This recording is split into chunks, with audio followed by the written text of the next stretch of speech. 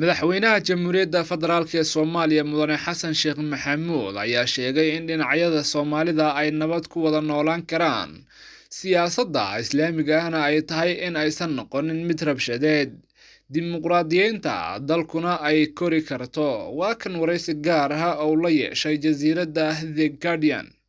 Safarka gaariga ee ka yimaada gediga diyaaradaha ee Muqdisho kuna wajahan aqalka madaxtooyada ee Villa Soomaaliya ayay tahay in ay u muuqato ku dhawaad 15 daqiiqo badanaase sidaasi ma dhacdo. Boqolkii tallaabo ee kasta waxaa yaala bar hubin oo uu leeyahay ciidanka booliiska. Sida muuqata waxa aan laga taxadarin ma jiraan sababo la xiriira qaraxyada lala eegto baraha hubinta ee ciidanka.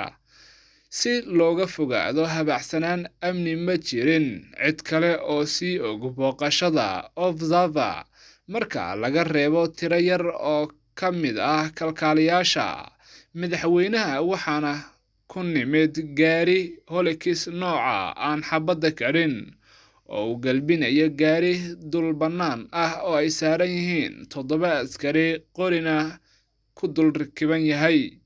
Waxaan marnay waddo dheer oo hareeraha ay ka xigaan konteynaro carro lagu gadaamay iyo derbiyo silig lagu wareejiyay.